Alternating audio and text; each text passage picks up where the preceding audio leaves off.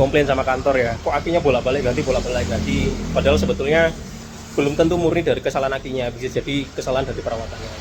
Jadi perhatian untuk para pengguna truk ya, khususnya untuk truk yang sering mobilitas, harus diperhatikan untuk ventilasi udaranya jangan sampai tertutup sama debu. Karena kalau itu tertutup dengan debu, akhirnya gas yang ada di dalam aki itu dia tidak bisa keluar.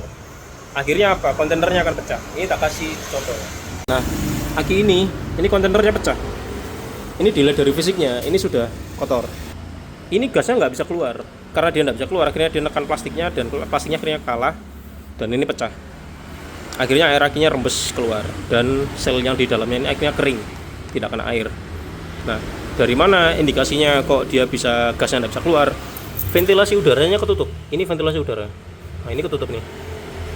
Nah, ini ketutup. Ventilasi udaranya ketutup. Nah, harusnya ini nggak boleh ketutup.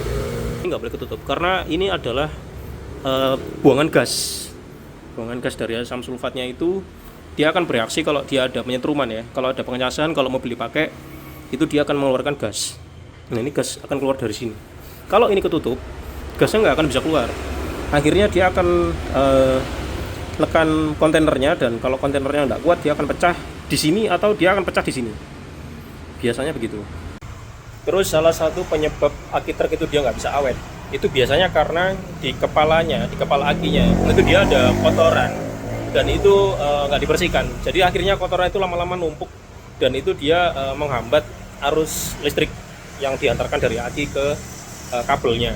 Ini tak contohkan. Ini dari kotoran-kotoran ini. Nah, ini dia bisa menghambat aliran listrik. Jadi memang kotoran seperti ini harus rutin dibersihkan agar dia koneksinya bagus. Jangan lupa untuk membersihkan juga kotoran-kotoran yang ada di kepala selnya, tutup selnya ya. Jadi itu ya untuk ngecek dan cara perawatan untuk aki basah. Salah satunya untuk para sopir-sopir yang biasanya merawat akinya sendiri, jadi nggak dibantu dengan helper yang ada di gudang. Biasanya yang kadang kan ada sopir yang melakukan perawatan mobilnya sendiri tuh. Nah, itu salah satu tips dari kita supaya akinya awet, biar akinya nggak cepat rusak, biar nggak dikomplain sama kantor ya, kok akinya bolak-balik ganti, padahal sebetulnya belum tentu murni dari kesalahan akinya, bisa jadi kesalahan dari perawatannya. Jadi itu tips dari kita. Terima kasih.